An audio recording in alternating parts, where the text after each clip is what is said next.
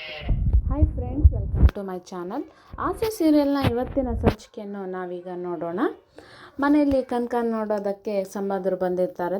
ಬಂದುಬಿಟ್ಟು ಕನಕನ ನೋಡಿಬಿಟ್ಟು ನಮಗೆ ಹುಡುಗಿ ಇಷ್ಟ ಆಗಿದ್ದಾಳೆ, ಇಂಥ ಹುಡುಗಿನೇ ಬೇಕು ಅಂತ ನಾವು ಆಸೆ ಪಟ್ಟಿದ್ವಿ. ನಮ್ಮ ಹುಡುಗನ್ನ ಒಂದು ಸಲ ನೀವು ಮೀಟಾಗಿ ಆಮೇಲೆ ನಿಧಾನಕ್ಕೆ ವಿಷಯ ತಿಳಿಸಿ ನಿಮ್ಮ ನಿರ್ಧಾರನ ಹೇಳಿ ಅಂತ ಅವ್ರು ಹೊರಟೋಗ್ತಾರೆ. ಇಲ್ಲಿ ಮನೆಯವರೆಲ್ಲ ಕನಕ ನಿನಗೆ ಓಕೆನಮ್ಮ ಅಂತ ಕೇಳಿದಾಗ ನನಗೆ ಎಷ್ಟು ಬೇಗ ಮದುವೆ ಬೇಡ ಅಂತ ಕೇಳ್ತಾರೆ. ಆದರೂ ನಂಗೆ ತುಂಬ ಭಯ ಆಗುತ್ತೆ, ಹುಡುಗ ಹೇಗಿರ್ತಾನೆ ಏನು ಅಂತ ಹೇಳ್ತಾಳೆ. ಆ ಹುಡುಗ ನಿನಗೆ ಹೇಗಿರಬೇಕು, ಹೇಗಿದ್ದರೆ ನೀನು ಮದುವೆ ಆಗ್ತೀಯಾ ಅಂತ ಕೇಳ್ತಾರೆ. ಹುಡುಗ ಕುಡಿಬಾರ್ದು ಅಂತ ಹೇಳ್ತಾರೆ. ಫಸ್ಟ್ ಪಾಯಿಂಟೇ ನನಗೆ ಅಪ್ಪ ಅಂತ ಕೇಳ್ತಾನೆ. ಆಮೇಲೆ ಅಡುಗೆ ಮನೆ ಕೆಲಸದಲ್ಲಿ ಅವನು ಅರ್ಧ ಸಹಾಯ ಮಾಡಬೇಕು. ಆಮೇಲೆ ದುಡಿಯೋದಲ್ಲಿ ಅರ್ಧ ಮನೆಗೂ ಕೊಡೋದಕ್ಕೆ ನನಗೆ ಒಪ್ಪಿಗೆ ಕೊಡಬೇಕು ಅಂತ ಹೇಳ್ತಾರೆ. ನೋಡವ, ಇಂಥ ಪಾಯಿಂಟ್ಗಳು ನಮ್ಗೆ ಇಷ್ಟ ಆಗ್ತವೆ, ಆಯಿತು ಕೇಳಿ ನೋಡೋಣ. ಅವನು ಅದಕ್ಕೆಲ್ಲ ಓಕೆ ಅಂದರೆ ನಿನಗೆ ಓಕೆನಾ ಅಂತ ಕೇಳ್ತಾರೆ. ಸರಿ ಭಾವ ಅಂತ ಹೇಳ್ತಾರೆ. ಏನಮ್ಮ ಮೀನಾ, ಉಪ್ಪಿಟ್ಟು ಕೇಸರಿ ಭಾತ್ ಎಲ್ಲ ಮಾಡಿಟ್ಟಿದೆಯಲ್ಲ ಅಂತ ಕೇಳ್ತಾರೆ. ಹ್ಞೂ ಅಂತ ಹೇಳ್ತಾರೆ. ಅದೆಲ್ಲ ಅಲ್ಲಿ ಒಂದಿಷ್ಟು ನೊಣಗಳು ಮೆತ್ಕೊಳ್ಳಿ ಅಂತ ಅಲ್ಲೇ ಇಟ್ಟಿದೆಯಾ, ಹೋಗಿ ಹಾಕೊಂಬ ನಾವು ತಿಂತೀವಿ ಅಂತ ಹೇಳ್ತಾನೆ. ಅಯ್ಯೋ ಸರಿ ಆಯಿತು ಅಂತ ಮೀನಾ ಹೋಗ್ತಾಳೆ. ನಿಮ್ಮ ಮಗಳಿಗೆ ಸ್ವಲ್ಪ ಮರುಮಕಾಲು ಜಾಸ್ತಿ ಆಗಿದೆ, ನಾನು ಮಂಜ ತಿನ್ಕೊಳ್ಳಲ್ವಾ ಅಂತ ಹೇಳಿ ತಮಾಷೆ ಮಾಡ್ತಾನೆ. ಇಲ್ಲಿ ಎಲ್ಲ ತಿಂದು ಬರ್ತಾರೆ. ಪೂಜಾ ಮನೆ ಬಾಗಿಲು ಯಾರೋ ತಟ್ತಾರೆ. ಯಾರು ಅಂತ ಹೇಳಿ ಬಾಗಿಲು ತೆಗೆದು ನೋಡಿದಾಗ ಅದು ದಿನೇಶ್ ಆಗಿರ್ತಾನೆ. ಅವನು ನೀನು ಯಾಕಯ್ಯ ಇಲ್ಲಿಗೆ ಬಂದೆ ಅಂತ ಪೂಜಾ ಕೋಪದಲ್ಲಿ ಕೇಳ್ತಾಳೆ. ಒಳಗಡೆ ನುಗ್ಗಿ ಕೂತ್ಕೊತಾನೆ. ಆಗ ನಿನ್ನ ಫ್ರೆಂಡ್ ಅಡುಗೆ ಪಾರ್ಲರಲ್ಲೂ ಇಲ್ಲ, ಶೋರೂಮಲ್ಲೂ ಇಲ್ಲ, ಅದಕ್ಕೆ ಇಲ್ಲಿಗೆ ಬಂದೆ ಅಂತ ಹೇಳ್ತಾರೆ. ಅವಳು ಇಲ್ಲಿಗೆ ಬಂದರೆ ಇಲ್ಲಿರ್ತಾಳೇನು, ಫೋನ್ ಮಾಡಿದ್ರೆ ಫೋನ್ ರಿಸೀವ್ ಮಾಡ್ತಾ ಇಲ್ಲ ಅವಳು, ಫೋನ್ ಮಾಡಿಕೊಡು ಅವಳಿಗೆ ಅಂತ ಹೇಳಿ ಬೈತಾನೆ. ಆಗ ಅವಳು ಸರಿ ಆಯ್ತಿರು ಫೋನ್ ಮಾಡ್ತೀನಿ ಅಂತ ಹೇಳಿಬಿಟ್ಟು ರೋಹಿಣಿಗೆ ಫೋನ್ ಮಾಡ್ತಾಳೆ. ರೋಹಿಣಿ ಫೋನ್ ರಿಂಗ್ ಆಗ್ತಾ ಇರ್ತದೆ, ರೋಹಿಣಿ ಇರೋಲ್ಲ, ಶಾಂತಿ ಅಲ್ಲಿ ಬರ್ತಾಳೆ. ಪೂಜಾ ಅಂತ ಇರೋದು ನೋಡಿ ಫೋನ್ ರಿಸೀವ್ ಮಾಡ್ತಾಳೆ. ಆದರೆ ಶಾಂತಿಗೆ ಮಾತಾಡೋದಕ್ಕೂ ಬಿಡದೆ ಈ PA ಇಲ್ಲಿ ಬಂದಿದ್ದಾನೆ, ಅವ್ನಿಗೇನು ಹೇಳೋದು ಅಂತ ಕೇಳ್ತಾ ಇರ್ತಾಳೆ. ಆಗ ಅತ್ತೆ ಏನಾಯಿತು, ಯಾರು ಅಂತ ಕೇಳಿದಾಗ ನಿನ್ಗೆ ಫೋನ್ ಬರ್ತಿತ್ತಮ್ಮ, ಪೂಜಾ ಅಂತ ಇತ್ತು, ಪೂಜಾ ಅಲ್ವಾ ಅಂತ ನಾನು ರಿಸೀವ್ ಮಾಡಿದೆ ಅಂತ ಹೇಳ್ತಾರೆ. ಆಗ ರೋಹಿಣಿ ಗಾಬರಿಯಾಗಿ ಫೋನ್ ಕಿತ್ಕೊಂಡು ಅವಾಗ ಹೇಳಿ ಸರ್ ಅಂತ ಹೇಳ್ತಾಳೆ. ಓ ಅವನು ಈಗ ನಂಗೆ ಅಮೌಂಟ್ ಯಾವಾಗ ಸೆಟ್ಲ್ ಮಾಡ್ತೀಯಾ ಅಂತ ಕೇಳಿದಾಗ ಅಕೌಂಟಾ ಸರ್, ಇಷ್ಟರಲ್ಲಿ ಮಾಡ್ತೀವಿ ಬಿಡಿ ಸರ್ ಅಂತ ಹೇಳ್ತಾರೆ. ಅಷ್ಟೊಂದು ಕಷ್ಟ ಆಗುತ್ತೆ ಸರ್ ಅಂತೆಲ್ಲ ಕೇಳ್ತಾ ಇರ್ತಾರೆ. ನಾನು ಸೈನ್ ಆಗಬೇಕಾ, ಸರಿ ಆಯಿತು ಅಂತ ಹೇಳಿ ಶಾಂತಿನ ಯಾಮಾರಿಸೋ ಪ್ರಯತ್ನದಲ್ಲಿ ಇರ್ತಾಳೆ. ಈಗ 1 ತಿಂಗಳು ಟೈಮ್ ಕೊಡಿ ಸರ್ ಅಂತೆಲ್ಲ ಹೇಳ್ತಾಳೆ. ಅದೆಲ್ಲ ಗೊತ್ತಿಲ್ಲ, ನನ್ನ ದುಡ್ಡು ನನಗೆ ಬಂದರೆ ಸರಿ, ಇಲ್ಲ ಅಂದರೆ ನಿನ್ನ ಫ್ರೆಂಡ್ ಮನೆಗೆ ಬಂದಿರೋ ನಾನು ನಿನ್ನ ಮನೆಗೆ ಬರಬೇಕಾಗುತ್ತೆ ಅಂತ ಹೇಳಿಬಿಟ್ಟು ಫೋನ್ ಮಾಡಿ ಹೊರಟೋಗ್ತಾನೆ. ಹೌದಾ ಸರಿ ಸರ್ ಆಯಿತು, ನಾನು ಬೇಗ ಬರ್ತೀನಿ ಸರ್, ನಾಳೆನೇ ಬರ್ತೀನಿ ಅಂತ ಹೇಳಿ ಫೋನ್ ಕಟ್ ಮಾಡ್ತಾಳೆ. ಏನಮ್ಮ ಅಂತ ಶಾಂತಿ ಕೇಳಿದಾಗ ಅದು ಅತ್ತೆ ನಮ್ಮ ಅಪ್ಪನ PA, ಅದೇನೋ ದುಡ್ಡು ಟ್ರಾನ್ಸ್ಫರ್ ಮಾಡೋದಕ್ಕೆ ನಾನು ಬೇಕಂತೆ, ನಾನು ಸೈನ್ ಆಗಬೇಕು ಅಂತ ಕೇಳ್ತಿದ್ದಾರೆ ಅಂತ ಹೇಳ್ತಾರೆ. ಹೌದಮ್ಮ, ಹೋಗ್ಬಾ ಬೇಗ ಹೋಗ್ಬಾ ಅಂತ ಹೇಳ್ತಾರೆ. ಏನು ನಿಮ್ಮ ಅಪ್ಪನ ಅಕೌಂಟಲ್ಲಿ ಒಂದು 3-4 ಕೋಟಿ ಇರ್ಬೋದಾ ಅಂತ ಕೇಳ್ತಾರೆ. ಅಯ್ಯೋ ಅತ್ತೆ 3-4 ಕೋಟಿನಾ ಅಂತ, ಅದಕ್ಕಿಂತ ಕಡಿಮೆ ಇರುತ್ತಾ ಅಂತ ಕೇಳ್ತಾಳೆ ಶಾಂತಿ.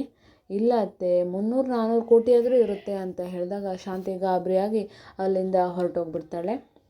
ಆಗ ರೋಹಿಣಿ ಬೈಕೋತಾಳೆ. ಹಣ ಅಂದರೆ ಹೆಣನೂ ಬಾಯ್ಬಿಡುತ್ತೆ ಅಂತಾರಲ್ಲ, ಆ ಜಾತಿಯವರು ಇವರು ಅಂತ ಹೇಳಿ ಬೈಕೊಂಡು ಫೋನ್ ಇಡ್ತಾಳೆ. ಇಲ್ಲಿ ಮೀನಾ ಸೂರ್ಯ ನಡ್ಕೊಂಡು ಬರ್ತಾ ಇರ್ತಾರೆ.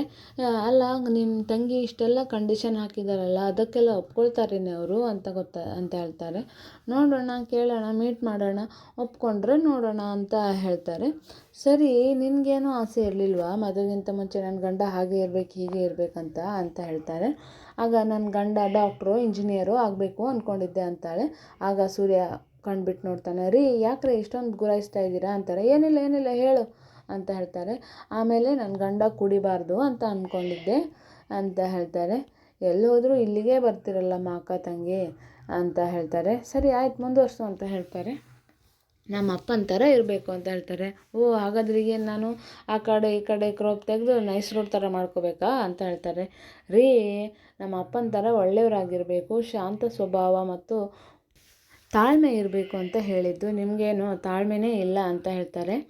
ಹಾಗಾದರೆ ನಿನ್ನ ಯಾವುದು ಕ್ವಾಲಿಟಿನೂ ನಾನು ಈಡೇರಿಸಿಲ್ಲ ಅಂತ ಆಯಿತು ಅಂತ ಹೇಳ್ತಾರೆ. ಇನ್ನೂ ಒಂದು ಆಸೆ ಇತ್ತು ಅಂತ ಹೇಳ್ತಾರೆ. ಏನದು ಹೇಳಿಬಿಡು, ಇಷ್ಟನ್ನೇ ಕೇಳಿ ಉಗಿಸ್ಕೊಂಡಾಯಿತು, ಅದನ್ನೊಂದು ಹೇಳಿಬಿಡು ಅಂತ ಹೇಳ್ತಾರೆ. ನಮ್ಮದು ಸೀಸ್ನಲ್ ಬಿಸ್ನೆಸ್ ಅಲ್ವಾ, ಅದಕ್ಕೆ ನನ್ನ ಮದುವೆ ಆಗೋ ಹುಡುಗ ಗೌರ್ಮೆಂಟ್ ಜಾಬ್ ಅವರಾಗಿರಬೇಕು ಅಂತ ನಮ್ಮ ಅಪ್ಪ ಅಂದ್ಕೊಂಡಿದ್ರು ಅಂತ ಹೇಳ್ತಾರೆ. ಸೊ ಟೋಟಲಾಗಿ ಫೇಲ್, ನಾನು ಖಾಲಿ ಶೀಟಲ್ಲಿ ಓಡ್ತಾ ಇದೆ ನನ್ನ ಸಂಸಾರ, ನಿನ್ಗೆ ಯಾವ ಕ್ವಾಲಿಟೀಸು ನನ್ನ ಈಡೇರ್ತಾ ಇಲ್ವಲ್ಲ ಅಂತ ಹೇಳ್ತಾರೆ. ಇದು ಯಾವ ಕ್ವಾಲಿಟಿ ಇಲ್ಲ ಅಂದರೂ ಒಂದೇ ಒಂದು ಕ್ವಾಲಿಟಿಯಲ್ಲಿ ನೀವು ಫುಲ್ ಪಾಸು ರೀ ಅಂತ ಹೇಳ್ತಾರೆ. ಯಾವುದದು ಅಂತ ಕೇಳ್ತಾರೆ. ಒಳ್ಳೆತನ ರೀ, ನಿಮ್ಮದು ಒಳ್ಳೆತನ ಅನ್ನೋದೊಂದು ಇದ್ದರೆ ಯಾವ ಇದು ಇಲ್ಲ ಅಂದರೂ, ಯಾವ ದುಡ್ಡು ಜಾಬ್ ಇಲ್ಲ ಅಂತ ಹೇಳಿದ್ರು ನನ್ನ ಹುಡುಗ ಒಳ್ಳೆಯವನಾಗಿರ್ಬೇಕು ಅಂದ್ಕೊಂಡಿದ್ದೆ ರೀ, ಅದರಲ್ಲಿ ನೀವು ಇದ್ದೀರಾ ಅಂತ ಹೇಳ್ತಾರೆ.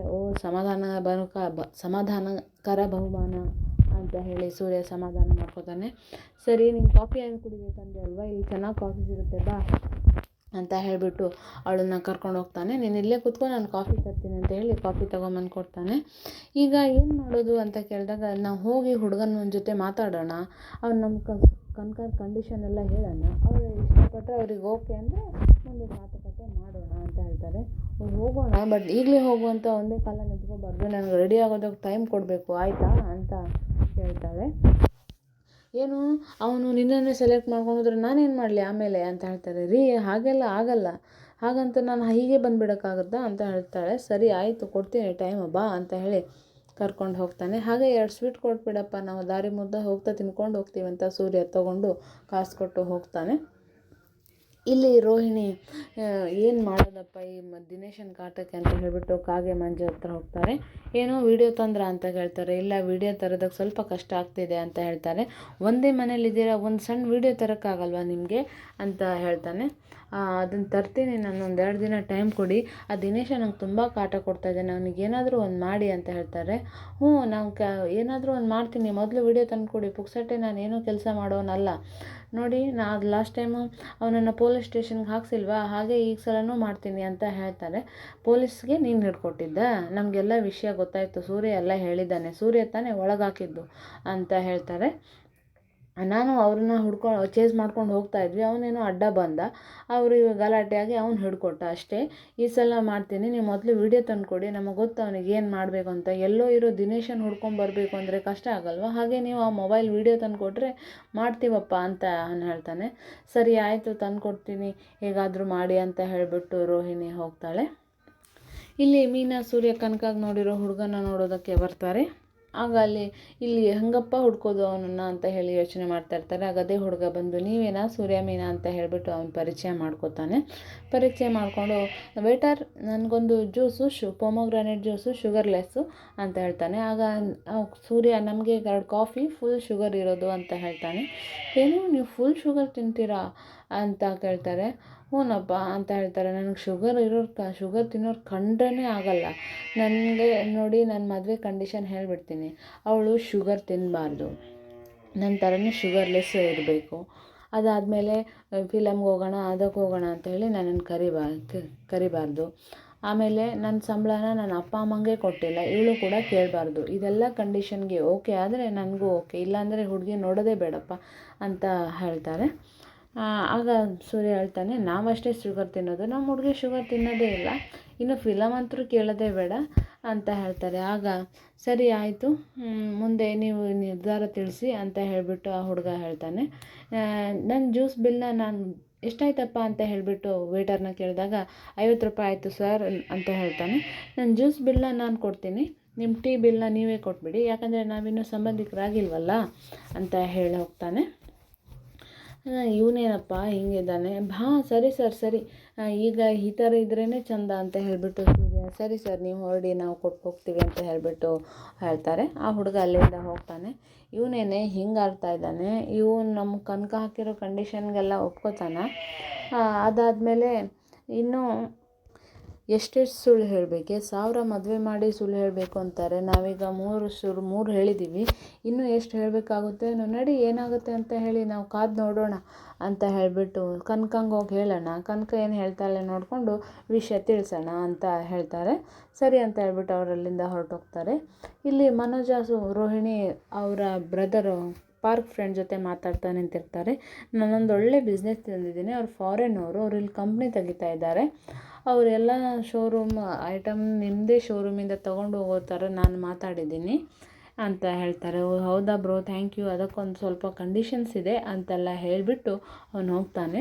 ಮನೋಜ ರೋಹಿಣಿ ಮನೆಗೆ ಬರ್ತಾರೆ. ಒಂದೊಳ್ಳೆ ನಾಳೆ ಒಂದು ವಿಶೇಷ ಇದೆ, ಹಾಗೆ ಒಂದು ಬಿಸ್ನೆಸ್ ಆಫರ್ ಕೂಡ ಇದೆ ಅಂತ ಹೇಳ್ತಾರೆ. ವಿಶೇಷ ಏನು ಅಂದರೆ ನಂದು ರೋಹಿಣಿದು ಆ್ಯನಿವರ್ಸರಿ. ಇನ್ನೊಂದೇನಂತ ಹೇಳಿದ್ರೆ ಬಿಸ್ನೆಸ್ ಆಫರ್ ಇದೆ ಅಂತಿಂಥದ್ದಲ್ಲ, ಅವ್ರದ್ದು ಭಾರಿ ಡಿಮ್ಯಾಂಡ್ ಇದೆ ಅಂತ ಹೇಳ್ತಾರೆ.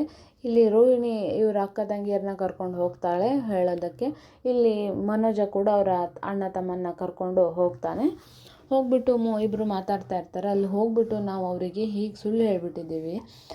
ಮನೋಜ ದೊಡ್ಡ ಶೋರೂಮ್ ಓನರು, ರವಿ ಬಂದುಬಿಟ್ಟು ಒಂದೊಳ್ಳೆ ರೆಸ್ಟೋರೆಂಟ್ದು ಓನರು, ಹಾಗೆ ಸೂರ್ಯ 50 ಕಾರ್ದು ಓನರ್ ಅಂತ ಹೇಳಿಬಿಟ್ಟಿದ್ದೀವಿ ಅಂತ ಹೇಳ್ತಾರೆ.